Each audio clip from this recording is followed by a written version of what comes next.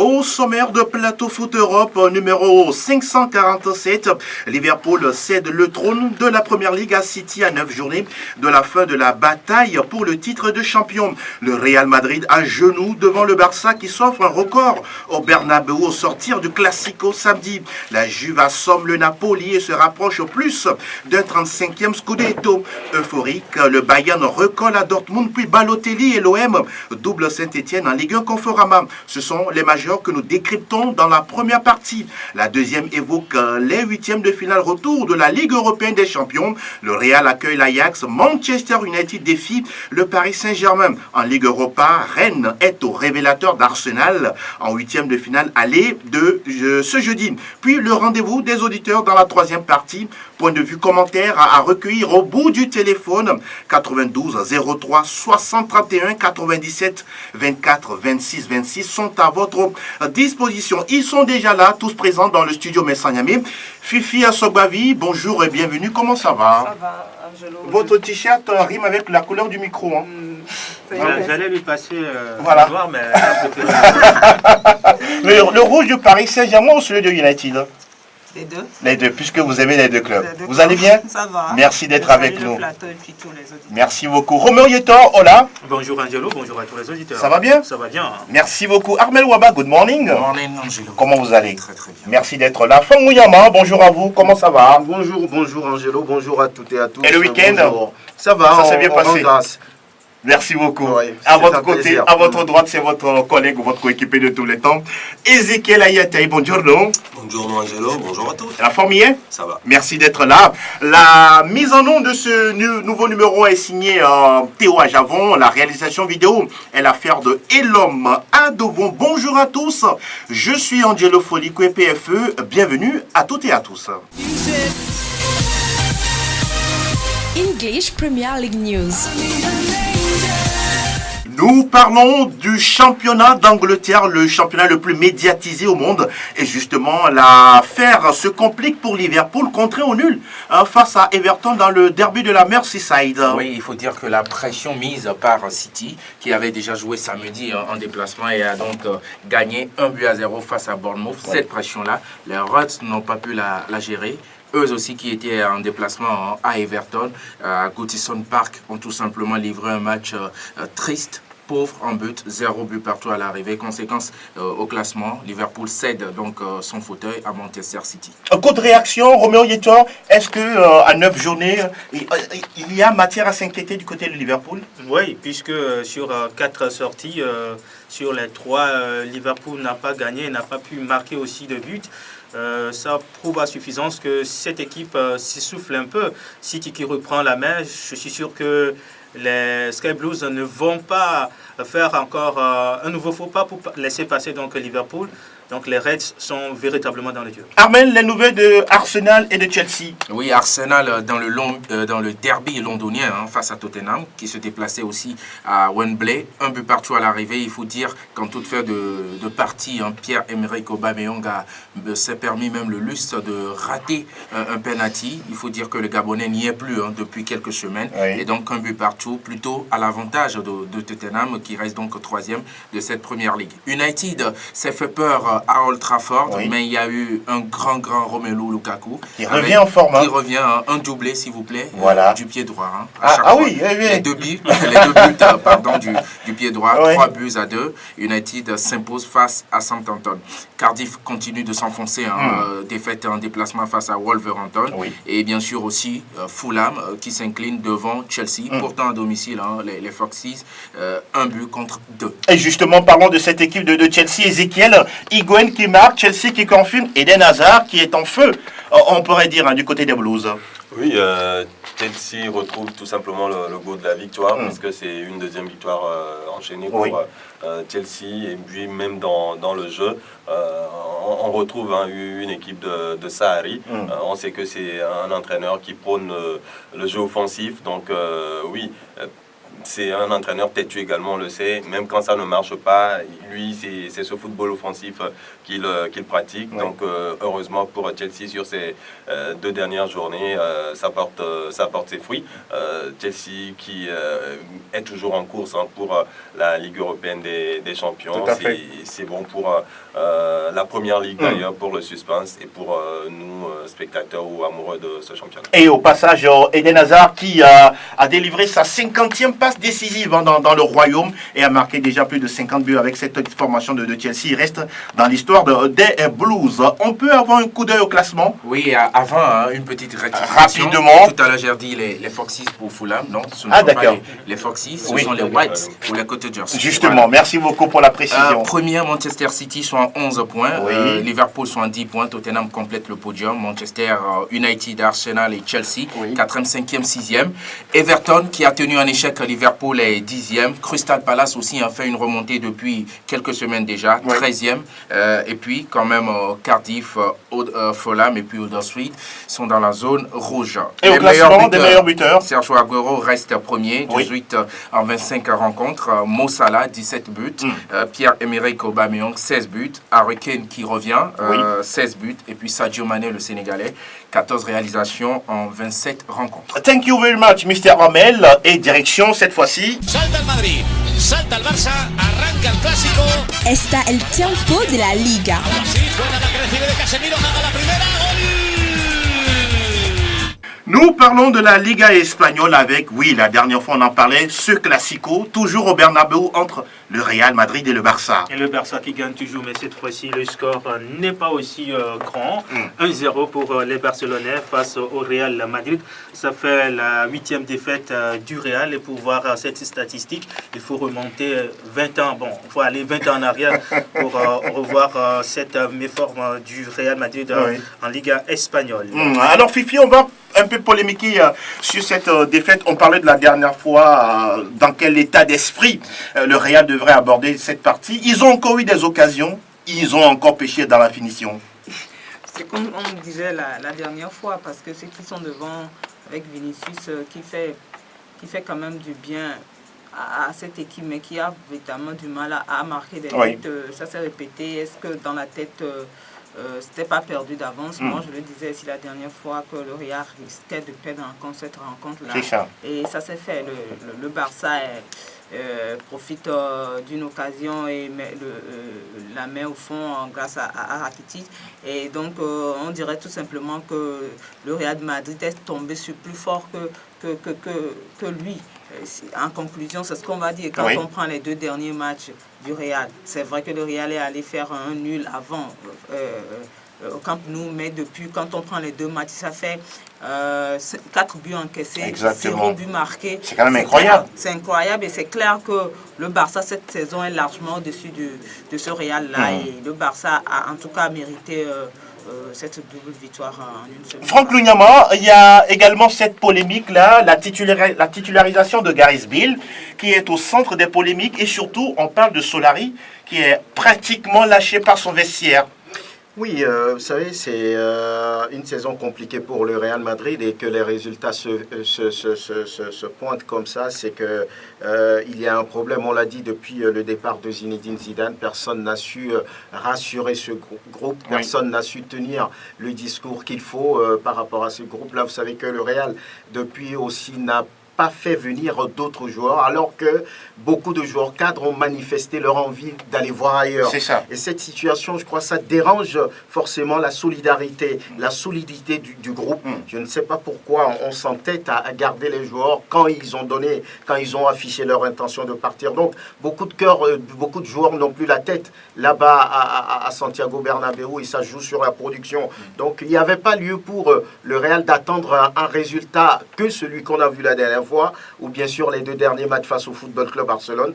Naturellement, le Barça est tout déçu et a confirmé tout simplement. Donc, Gareth Bale également, qui n'était plus d'accord. Vous allez voir que la dernière fois, quand il marque, on veut célébrer avec lui. Il repousse les coéquipiers. Donc, ça veut dire qu'il y a un petit problème qu'on n'a pas su régler et qui devient grand. Donc, le Real est en dedans et forcément, je pense que sur les derniers résultats qu'on a vus, bon, voilà. Et pour moi, c'est une erreur d'avoir titularisé Bale. Voilà. Et avant de vous laisser la parole, Ezekiel, on parle d'un trio d'entraîneurs qui pourrait succéder à Solari si jamais il n'y arrive toujours pas. Par exemple, en Ligue des Champions, on parle de Mauricio Pochettino, de Maximiliano Allegri, de certains. Joachim Löw de la sélection allemande.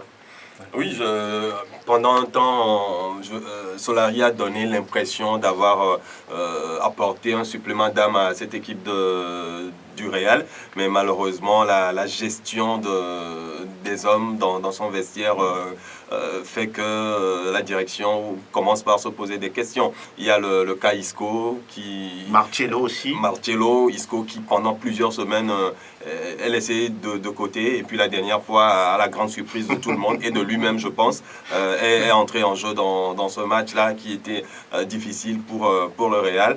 Voilà, Isco qui devait passer pour le sauveur de cette équipe alors qu'il était sur le banc. Donc, oui. On se pose des questions. Bell préféré à Asensio ou à Vasquez, alors que ce sont des jeunes qui apportent beaucoup à cette équipe. Il se met une balle dans la patte en faisant ça. Oui, je le pense très bien. Aujourd'hui, il ne peut sauver sa tête que par la Ligue des Champions. Voilà. Mais quand on parle même de Ligue des Champions, c'est gagner le trophée à la fin. Donc là, je pense que ça peut être, ou ça va être compliqué pour lui. Malheureusement, pour le Real et pour Solari, l'équipe qui s'est faite passer pour le roi ou la reine, si vous voulez, de l'efficacité, aujourd'hui est devenue une équipe qui fait preuve de beaucoup de maladresse. On se pose beaucoup de questions. C'est vrai que ce n'est pas l'entraîneur qui va marquer les buts, mais c'est lui qui gère les hommes. En tout cas, vous avez tout dit. On va s'intéresser... Il n'a pas tout dit. Je voudrais ajouter quelque chose. Vous avez 10 secondes. Voilà, je voudrais ajouter que Solari n'est quand même pas le responsable de cette situation. Il a hérité d'un groupe qui a déjà été orphelin, d'un homme à plus de 50-60 buts par saison. Il a hérité d'un groupe avec des hommes qui avaient la tête ailleurs, le cas Marcelo ou même Modric. Moi, je pense plutôt qu'il a fait un bon travail. Un entraîneur, forcément, ça prend des choix forts, le cas Isco, mais ça, on ne peut pas lui amputer. De toute façon, je pense qu'il aura fait un bon travail à la tête de cette équipe-là, parce que je crois que n'importe quel entraîneur aurait pu passer, que le Real vivrait pratiquement la même chose. Roméo, parlons de Retafe qui frappe aux portes de l'Europe. Oui, Retafe qui s'impose sur le terrain du Betis Séville 2-1. 4e désormais, Retafe qui croit à la Ligue des Champions. Ah oui, en tout cas, c'est possible puisque les coéquipiers de Dieng Dakonam font bien le boulot. Quelques résultats du samedi. Esca à domicile bat Séville 2-1. Alaves en déplacement s'impose face à Villarreal 2-1. 3-1 pour Espanyol Barcelone face à la Real Valladolid. Déjà vendredi en ouverture, Gérone s'impose chez le Rayo Vallecano 2-0. Et hier dimanche, Valence bat Athletic Bilbao 2-0. Real Sociedad s'incline à domicile devant Atlético Madrid grâce à Alvaro Morata à hauteur d'un doublé. Ça fait 2-0 donc pour les Colchoneros. Et puis Eibar épingle le Celta Vigo 1-0. Au classement, Barça 60 points, deuxième Atlético Madrid 53, 48 pour le Real Madrid, troisième. Getafe de Dieng Dakonam, quatrième avec 42 points. Alaves est cinquième, 40 points, 37 pour le FC Séville, sixième dans le bas du classement, 18e Villarreal, 23 points, 23 également pour le Rayo Vallecano, 19e. Et puis Huesca est la lanterne rouge avec 22 unités. Léo Messi, meilleur buteur, 25 réalisations. 16 pour Luis Suarez, deuxième, et Stuani est troisième avec 15 réalisations. Muchas gracias, señor editor. Direction où c'est très serré. Herzlich willkommen zum Bundesliga. Alles über Bundesliga.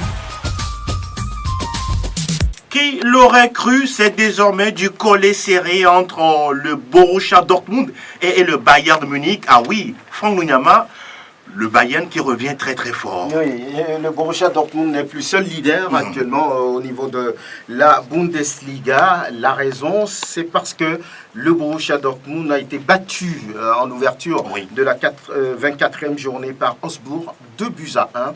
Et cette équipe qui a commencé une très belle partie de première saison s'essouffle petit à petit. Vous allez voir, le buteur maison n'a plus marqué depuis le début de cette nouvelle année.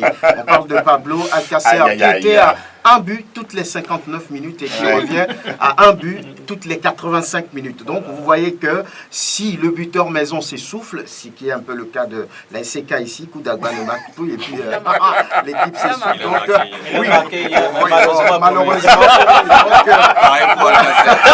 Pareil pour Dortmund. Alcacer aussi a marqué, mais Dortmund n'a pas gagné. Donc voilà un peu la comparaison et ça fait très mal pour les jaunes et noirs. Et samedi, Schalke a été étouffé, balayé par le Fortuna Düsseldorf 4-0.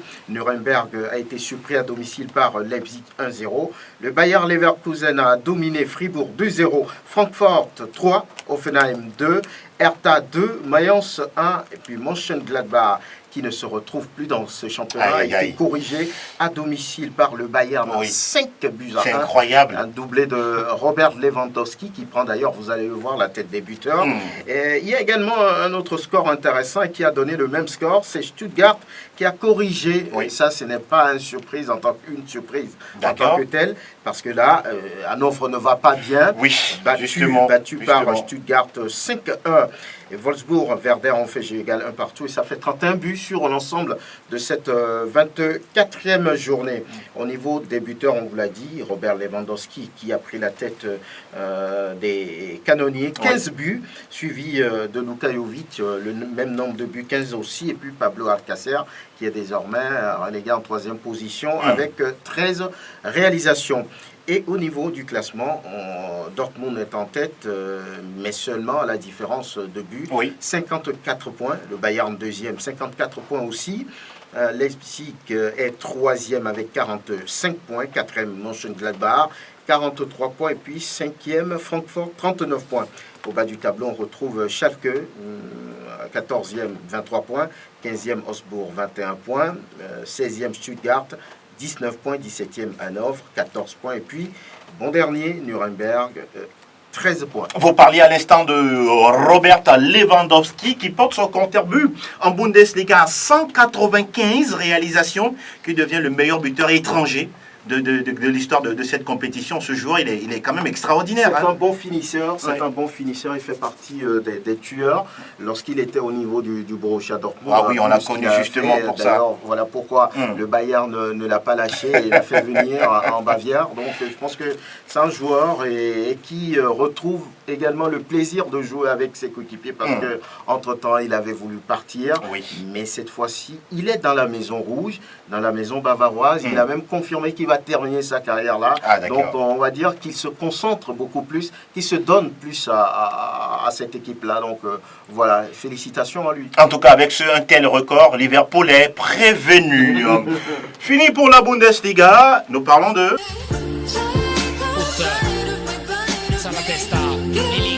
Tutto Calcio Italia.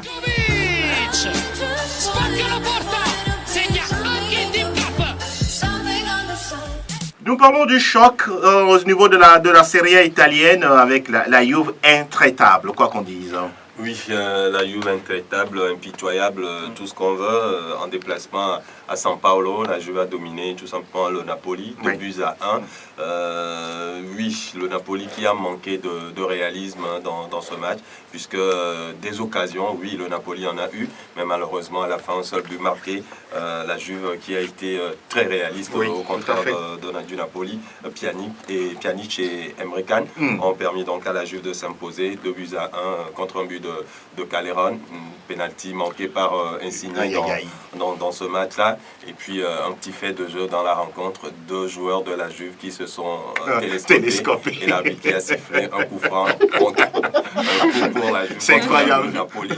Oui, c'était un peu cocasse. Là-bas, on n'a pas intervenu dans ça.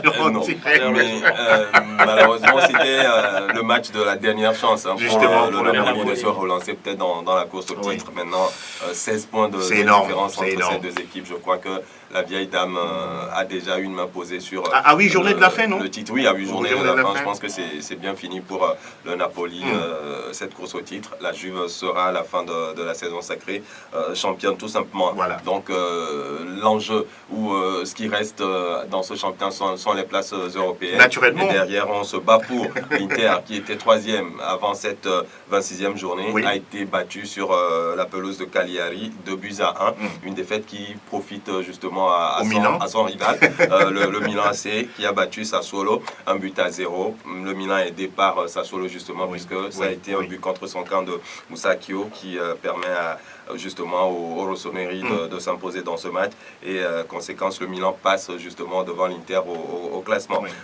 L'autre derby, ou le choc de cette journée, à part le Napoli-Juve, c'était ce match entre la Lazio et la Roma. À la fin, ça a été une correction. La Lazio qui a dominé, la Roma 3-0. Caicedo, Immobile et Danilo Cataldi ont marqué dans ce match. La Fiorentina était en déplacement à Atalanta. Ça a été une défaite 3-1 pour Atalanta dans ce match. La victoire du Samp en déplacement sur la pelouse de Spal, 2-1. Un homme s'est encore signalé dans ce match. Il s'agit de Quagliarella qui a réussi un doublé. La défaite du Chievo face à Torino 3-0. Un but de Simone Zaza dans ce match. Et puis 3-3 entre Empoli et Parme. Justement. Avec au passage un but de Gervinho dans ce match. Et puis le seul match nul de cette 26e journée, c'est ce 0-0 entre le Genoa et Frosinone. On a parlé tout à l'heure de 16 points entre la Juve et le Napoli. À partir de la 3e place, on peut avoir une idée sur les points? Oui, à partir de la 3e place, c'est très serré. 48 points pour le Milan AC, 47 pour l'Inter. La Roma qui suit avec 44, 6e, l'Atalanta avec 41. 41 également pour le Torino. Le même nombre de points pour la Lazio. Donc ces équipes-là vont se battre jusqu'à la fin de ce championnat. Et puis dans la zone rouge, on a Bologne 18e avec 18 points. Frosinone est 19e, 17 points. Et puis 10 petits points pour le Chievo, 20e et bon dernier. Au classement des buteurs, Cristiano Ronaldo totalise 19 buts. Le même nombre de buts pour Quagliarella. Et puis Piatek qui a 18 réalisations. Complète le podium. Là aussi, c'est très serré parce que là, bon, c'est vrai que la Juve va finir champion, mais on ne sait pas qui aura le titre ou le sacre de Capocannoniere en Serie A et italienne. Grazie mille, Ezekiel. Nous parlons désormais de la... Monaco, le champion. Et quel spectacle pour une dernière victoire. 100% Ligue 1, Conforama. Lacazette réussit le sien 28e but de la saison sous les couleurs de Lyon avant de quitter le club. Une fois n'est pas coutume, mais Marseille brille justement avec Mario Balotelli qui a marqué encore hier face à la Saint-Etienne. Hier, en clôture de la 27e journée, Marseille était face à Saint-Etienne. Ça fait 2-0, un but de Balotelli et puis un autre de Thauvin pour achever la victoire de Marseille sur Saint-Etienne. On dirait que Balotelli va bien désormais. Ça fait du bien à l'équipe de Marseille, ce joueur. Depuis qu'il est arrivé à Marseille, il brille, il marque des buts. C'est pour ça qu'il est arrivé. Et en tout cas, ça lui fait du bien, comparativement à ce que nous avons vu depuis le début de la saison avec Nice. En tout cas, Lyon qui cartonne face à Toulouse, même si Dossé a marqué. Ça fait 5-1 à domicile. Et Lyon qui se donne un peu d'air avant son déplacement. C'est ça. À Marseille. Voilà, justement, ça fait 5-1.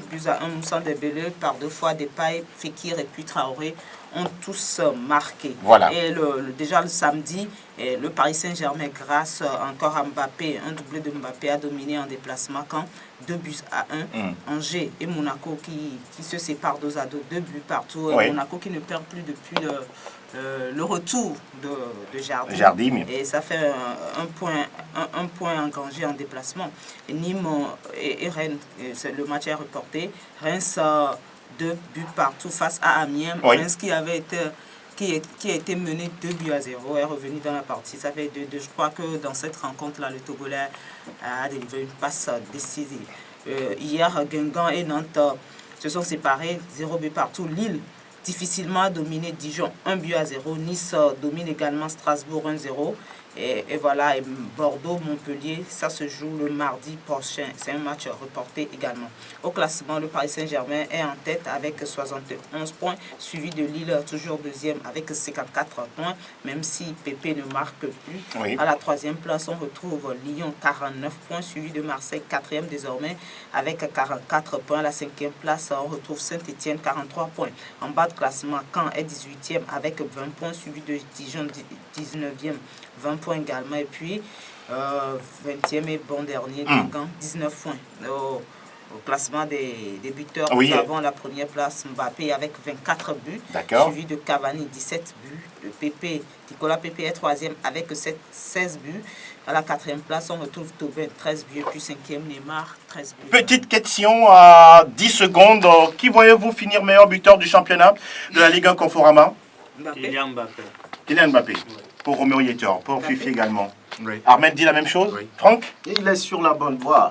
Mais le championnat est encore long. Il reste, je crois, combien de journées là? On a 11 journées. Kylian a 24, c'est ça? 24, oui. suivi de Cavani 17. 17, ils sont tous du Paris Saint-Germain. Le troisième meilleur buteur? Nicolas Pepe. Nicolas Pepe de Lille, 16. Bon, voilà. Bon, à moins que le Paris Saint-Germain, voilà quoi, perde tous ses matchs. À moins que Mbappé se blesse. Cavani sera meilleur buteur. Voilà, c'est ce qu'Ezekiel a dit. Cavani Edinson, oui, qui est désormais quand même le meilleur buteur de l'histoire du Paris Saint-Germain, qui a mis au carreau un certain Zlatan Ibrahimovic. Fini pour les majeurs. Cette fois-ci, nous abordons la fenêtre, justement, des coupes européennes.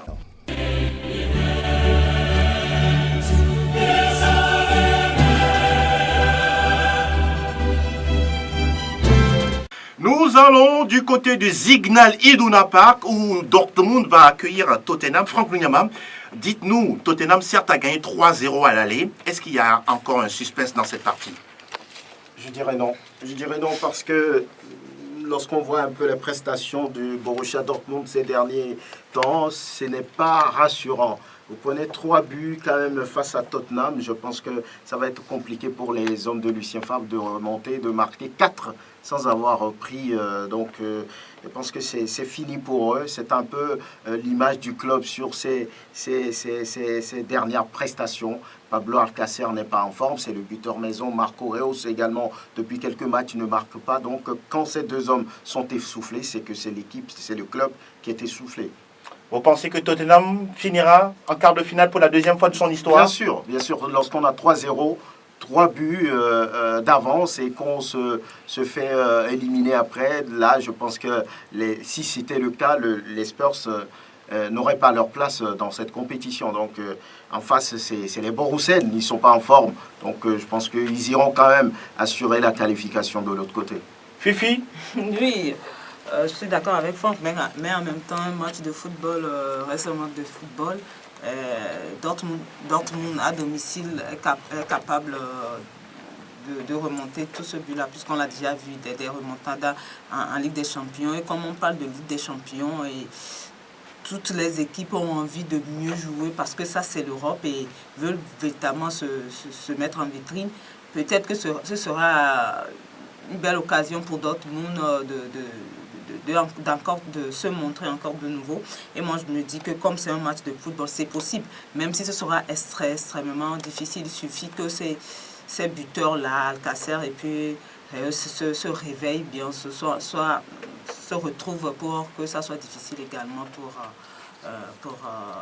le club anglais. Pas loin de l'Allemagne, ce sera au Santiago Bernabéu, Armel Ouaba, le Real qui a gagné en toute difficulté face à l'Ajax à l'aller, reçoit cette même équipe batave. À quoi est-ce que vous vous attendez dans cette partie? Oui, je m'attends à un match plaisant, vu le jeu de cette équipe hollandaise. Oui, ils ne vont pas changer leur philosophie de jeu. Mon souci pour cette équipe de l'Ajax, c'est de ne pas concrétiser les occasions, de ne pas se montrer réaliste, parce qu'on peut en avoir 10 et si on n'arrive pas à mettre 2, 3, on ne va pas inquiéter le Real, surtout que le Real sera à la maison et on sait toute l'histoire que le Real partage avec cette compétition. Si l'Ajax veut se donner un espoir de franchir ce palier-là, il faut se montrer réaliste, c'est tout. La différence, elle a été faite là, au match aller. L'Ajax s'est créé beaucoup d'occasions, j'allais dire, mais jamais cette équipe n'a su véritablement inquiéter, pas plus que ça, le Real. Roméo Yetor, il suffit peut-être d'un but à 0 pour le Real pour pouvoir passer. Est-ce que vous voyez cette équipe réagir autrement? Je pense que la Ligue des Champions est la seule porte de sortie pour le Real pour finir peut-être bien sa saison. Sinon, en Liga, en Coupe du Roi, c'est plié. Le Real Madrid, avec son expérience, nous parlons justement de cette équipe-là qui s'est jouée la Ligue des Champions. La tâche, certes, ne va pas être facile pour les Madrilènes, mais connaissant bien l'expérience et surtout l'efficacité du Real en Ligue des Champions, l'Ajax va souffrir. Mais il faut faire attention à cette équipe qui va corriger certains déchets lors de la manche aller et va vouloir déranger véritablement les Madrilènes. Déjà à l'aller, le Real avait beaucoup souffert, mais cette défense a tenu. Je dirais grâce à Sergio Ramos. Malheureusement pour le Real, il est suspendu, 2 matchs par l'UEFA, donc il ne sera pas là. Un gros handicap? Oui, c'est un handicap pour le Real Madrid, parce que l'Ajax ne va pas changer quand même sa philosophie de jeu. Ce sera ce jeu porté vers l'avant, donc la défense du Real sera beaucoup sollicitée. Même si le Real gagne 1-0, elle passe cette équipe. Oui, maintenant, est-ce que cette équipe du Real de l'Ajax, c'est la grosse interrogation, surtout que depuis quelques journées, le Real finit toujours pas encaisser un but. C'est là où ça va être compliqué. On va s'intéresser au match de mercredi, Franck Lunyama. On aura le Paris Saint-Germain qui a déjà gagné 2-0 à Old Trafford, sera face à Manchester United, même si le Paris Saint-Germain va jouer sans Neymar.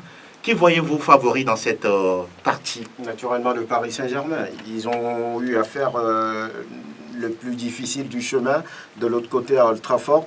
Donc face à une équipe de Manchester qui a manqué d'inspiration, de concentration dans le jeu et de surcroît qui aujourd'hui va souffrir de l'absence de certains cadres comme Martial, comme Herrera, comme Lingard. Pogba même suspendu. Donc ce n'est pas évident pour cette équipe des Red Devils, même si en week-end on a vu cette équipe avec des joueurs, on va dire, de deuxième rang, faire la différence face à cette équipe-là avec un doublé de Lukaku. Je pense que le Paris Saint-Germain a l'avantage dans dans ce 8e de finale retour. Et Manchester a perdu le match, a perdu la qualification depuis le théâtre des rêves chez eux. Quelqu'un d'autre a une réaction contraire, s'il vous plaît? On va aller mollo. Que le Paris Saint-Germain fasse attention, parce que déjà, quand on prend la phase de poule... Vous voyez une United renversée Paris Saint-Germain? C'est possible. Maintenant, quand on prend la phase de groupe, on a vu le Paris Saint-Germain souffrir à domicile. C'était face au club italien. Ils étaient Naples, non? Le Napoli. On a vu le Paris Saint-Germain souffrir à domicile face à ce club-là. Donc c'est possible que le Paris Saint-Germain souffre également à domicile. Mais donc le Paris Saint-Germain doit faire extrêmement attention. Mais comme l'a dit Franck, ce sera vraiment difficile pour Manchester United vu qu'il y a plusieurs cadres qui ne seront pas là de ce rencontre. Je vais confronter Roméo à Ezekiel. Roma, Porto, certes, avec l'expérience d'Iker Casillas, a tenu tête à la Roma, seulement 2-1 au match aller. Ah oui, Roméo est tort. J'ai un peu peur pour les Romains, parce que Porto, ce but inscrit à l'extérieur vaut de l'or pour les Portugais. Et là, les Romains vont vouloir protéger cet acquis et ça va être compliqué, parce que dans le but des Portugais, vous connaissez bien, Iker Casillas, avec son expérience, va vouloir guider donc son équipe à la victoire. Je crois que la Roma est en danger.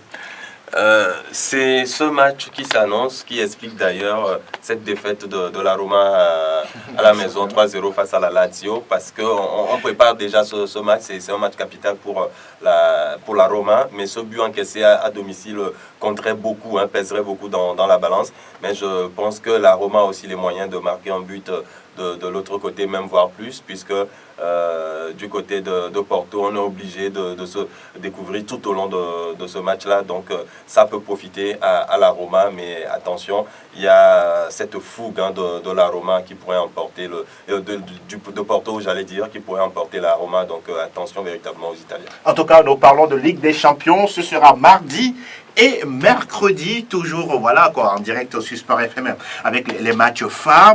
On va remonter le générique plateau foot et derrière nous parlons de la Ligue Europa.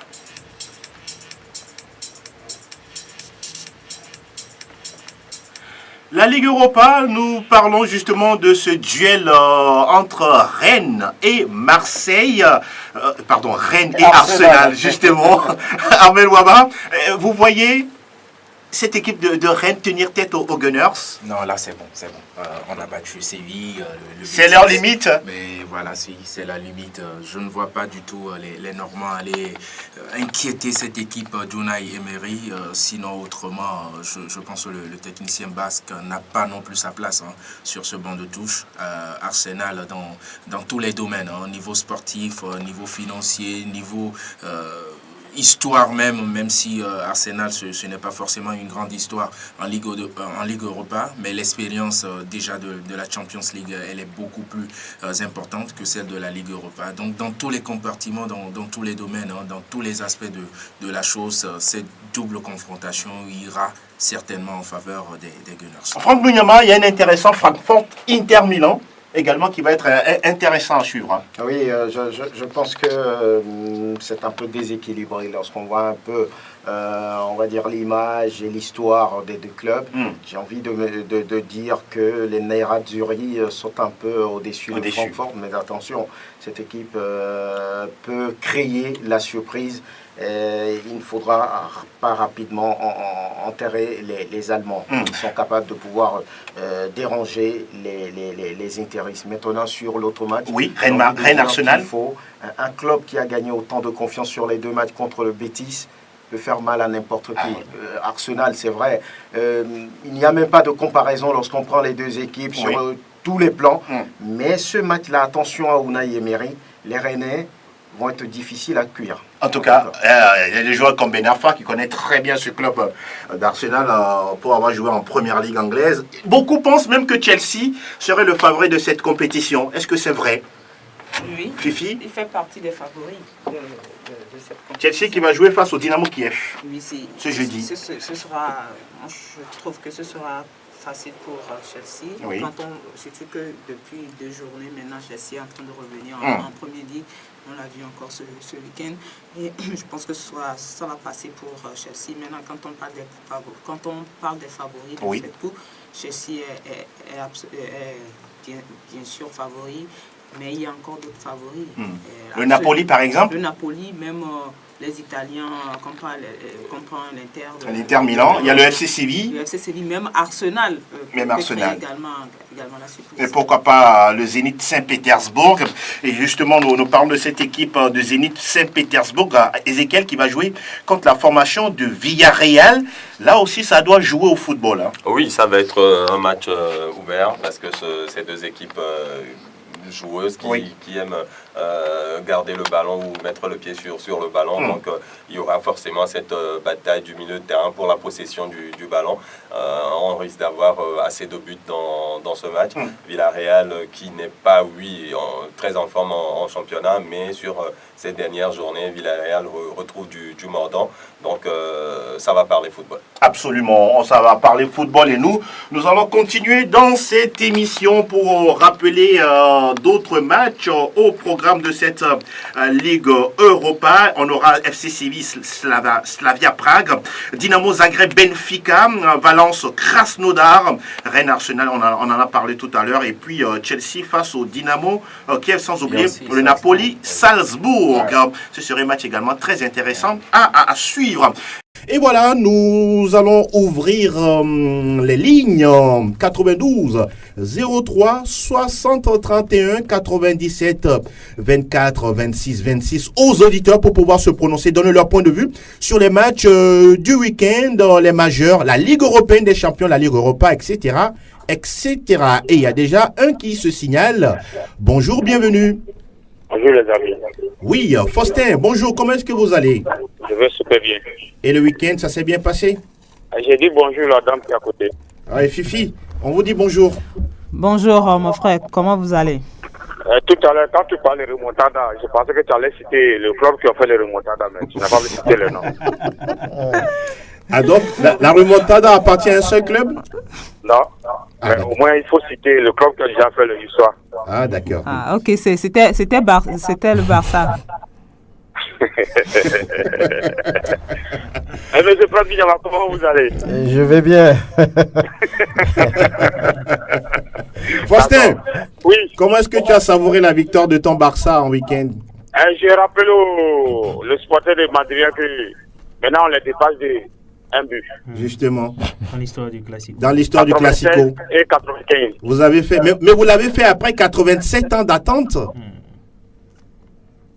Il n'est jamais trop tard pour bien faire. Mais en une semaine. Mais seulement que bon, rien ne dépasse de 3 et 4 buts d'écart. C'est ça.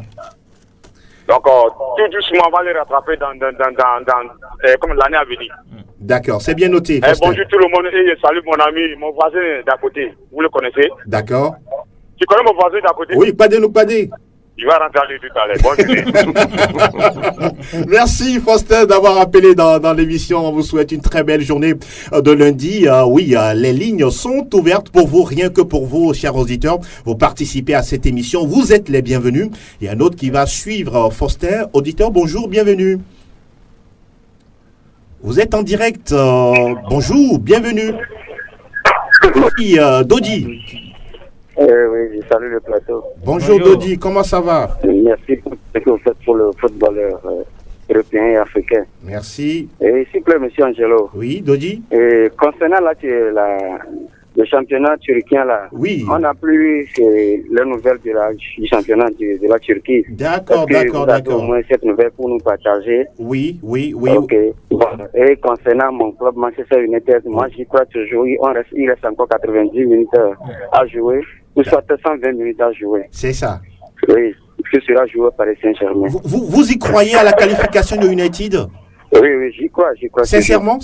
Oui, les Anglais, si l'arbitre fait le coup de fil final, c'est là où le match est terminé, on verra ce que ça va faire. En tout cas, vous faites bien de nous rappeler, le championnat de Turquie a disputé sa 24e journée le week-end, et puis le club Istanbul Başakşehir de chez Emmanuel Adebayor est leader avec 54 points, suivi de Galatasaray 46 unités, et puis Beşiktaş qui a dans son escarcelle 41 points. Donc, si tout va bien, Adebayor qui ne joue pas depuis plusieurs matchs déjà, ça fait longtemps qu'il ne marque même plus des buts pour la formation de Istanbul.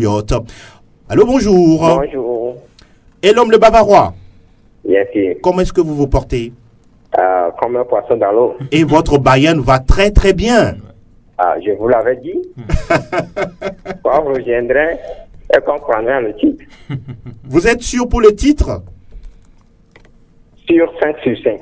D'accord, c'est bien noté. Mais qu'est-ce qui fait là désormais? Où est-ce que vous êtes parti chercher cette force-là de revenir à hauteur du Dortmund? C'est quoi la recette? Premièrement, l'entraîneur était un peu novice. Je dirais que le Bayern est un club pas comme les autres. C'est ça. C'est comme le Real, le Barça. Ces trois clubs-là sont des clubs identitaires. C'est ça. Donc, cet entraîneur, il doit d'abord approprier l'histoire du club et savoir les joueurs qu'il aura pour continuer l'aventure. Donc, c'est pourquoi au début, il tâtonnait et on avait une mini-crise entre nous. C'est pourquoi le Borussia a profité pour nous dévancer. Et là maintenant, il s'est repris, c'est ça? Depuis 2019, avant décembre, je dirais, nos matchs changeaient. C'est ça. Je ne sais pas si vous suivez bien le Bayern Munich. Oui, nous suivons le Bayern. C'est-à-dire que l'équipe est plus compacte. Et puis, il avait instauré une rotation et puis il avait dit que il était revenu sur sa décision. Il disait que maintenant il n'y a plus de rotation. Et pour l'instant, ça marche, c'est ça? Oui. Et en plus, je voulais souligner quelque chose. Vous allez finir parce qu'il y a d'autres qui attendent, et l'homme? Oui, bien sûr. Il y a de cela quelques matchs, Thomas Müller n'avait plus joué. C'est ça. Et on avait eu du mal à marquer des buts. C'est ça. Et maintenant, le retour de Thomas Müller a libéré la voie Lewandowski pour planter 2 buts. C'est ça. Hier. Voilà qui est dit. Mais il aurait pu marquer encore plus. Pourquoi pas. Merci beaucoup, et l'homme 3. Bon coup de courage à vous parce que là, sincèrement, vous êtes un féru du Bayern et vous l'êtes, je pense, jusqu'à la fin de votre vie parce que vous l'aviez prédit que le Bayern va revenir à hauteur du Borussia Dortmund. Alors, on va peut-être, s'il n'y a pas encore quelqu'un, on va commencer le tour de table en faisant un petit coup de cœur, coup de gueule. Et Ezekiel, vous avez un coup de cœur, un coup de gueule pour ce week-end au niveau des majeurs? Un coup de cœur, non, mais j'ai aimé voir ce classique. D'accord, voilà.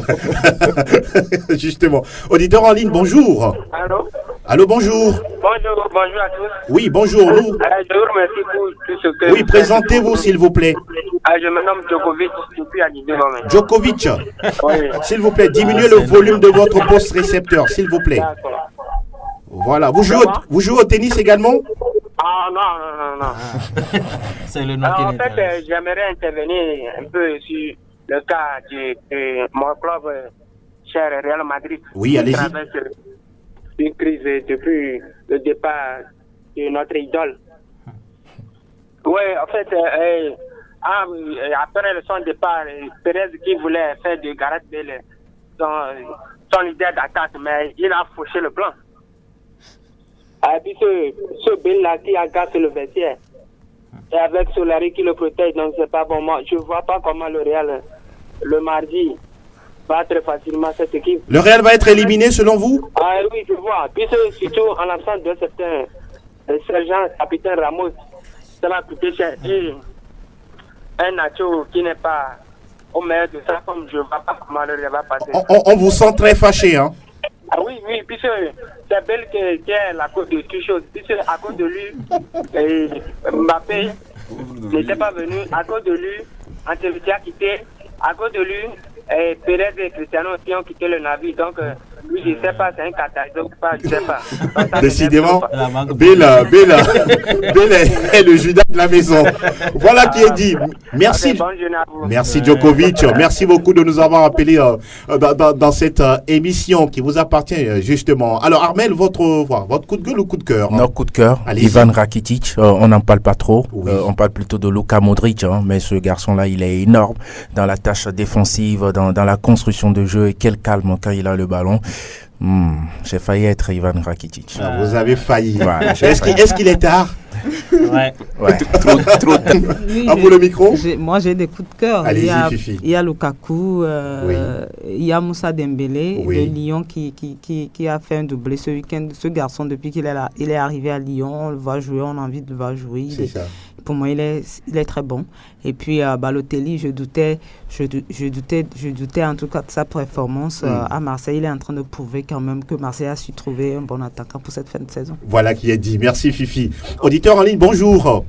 Bonjour. Vous êtes en direct dans l'émission. Nous voulons vous écouter. Oui, je voulais intervenir sur mon club, le FC Barcelone. Oui, votre nom s'il vous plaît. Oui, Gildas de Béarigo. Comment ça va? Ça va bien. Merci Gildas, allez-y. Oui, c'est par rapport au jeu que le Barça produit ces derniers temps avec notre coach Valverde. Ce n'est plus du tout un jeu flamboyant comme on le connaissait, comme à l'époque. Un jeu, le Barça maintenant, tu le vois subir pendant un temps et ressortir, être efficace devant les buts. C'était bizarre, mais c'est la victoire qui compte après tout. Maintenant, je crains beaucoup cette équipe-là. Parce que parfois, par rapport au match à Lyon, c'était très inquiétant. Même Messi, maintenant, qui rate, c'est immanquable. Donc, c'est un peu inquiétant. Je pense qu'avec ce classico, tout va se relancer et on reviendra très fort cette saison. Si tout se passe bien, on remportera la Ligue des Champions. C'est la première fois que vous nous appelez dans cette émission, n'est-ce pas? Oui. C'est la première fois? Oui, c'est la première fois. Merci. On vous attend. On vous attend également les prochaines fois, Gildas. Ok, merci. Merci et très bonne journée de lundi à vous. On était sur la série des coups de cœur et de coups de gueule. La parole désormais à Roméo Yetor. Mon coup de cœur, c'est Mario Balotelli, pas parce qu'il a marqué, mais sa façon de célébrer son but. Oui, un selfie. Voilà, avec ses coéquipiers sur le terrain. C'est magnifique. Magnifique. Vous avez aimé? Trop bien. Par contre, il n'est pas tard. Franck Nounyama. Oui, le coup de cœur, c'est l'Olympique de Marseille qui se retrouve un peu dans ce championnat. 5 matchs, 4 victoires, 1 nul. C'est ça. Donc, bravo à cette équipe. Et puis, le coup de gueule, c'est Liverpool. Oui. Avec le trio Firmino, Sané et Salah. Et puis Mané qui ne se retrouve plus. Vous ne comprenez rien. Voilà. On va suivre tout ça de toutes les manières. Allô, auditeur en ligne, bonjour. Oui, allô, bonjour. Comment est-ce que vous allez? Je vais bien, Franck. Comment chez vous? Non, c'est pas Franck, c'est Angelo, non? Oui, en fait, on est tout de la même famille. Nous sommes tous là. Et vous êtes, monsieur? C'est Géraldson. Géraldson. Oui. D'accord, le fils de Gérard. Oui. Nous vous écoutons. Franck, je dis bonjour à vous, bonjour à Angelo. Merci. Bonjour à vous. Parce que ce travail-là, c'est pas du tout facile. Quand je dis merci pour tout ce que vous faites pour le foot européen et le foot de volet. Merci. Donc, moi, je suis un Madeleine. D'accord. Ça n'a pas été du tout facile pour nous la semaine. Oui. Il faut être aussi fair play si tu es supporter d'un club. Voilà. Le Real aujourd'hui, tout le monde le sait que c'est pas le Real de l'année passée. Parce que on a fait ce qu'on peut. La réponse est que notre adversaire est plus fort que nous. Il faut supporter la situation? Bien sûr. Si tu as te supporter de quelque chose, ou bien tu aimes quelque chose, il faut avoir toujours l'idée de corriger tout ce qui ne va pas. D'accord. Donc, je dis bonjour à tous les supporters madrilènes et je dis bonjour à la famille madrilène de la plateforme Super Madrilène. Voilà qui est dit. Donc, c'est pas du tout facile, mon grand. Merci beaucoup, donc, Gérard. Bonne journée à vous. C'est la première fois. Hein? Oui, c'est ce que j'ai remarqué. Ok, merci beaucoup. Merci beaucoup, Géraldson. On est ensemble pour justement la continuité de cette aventure sur Sport FM. Géraldson met fin aux appels dans cette émission. On aura le temps de revenir sur ça peut-être vendredi prochain. Alors, Ézéchiel, on va saluer quelques personnes rapidement et mettre fin à l'émission. Bonjour à tous ceux qui nous suivent du côté de Didiolet. Oui.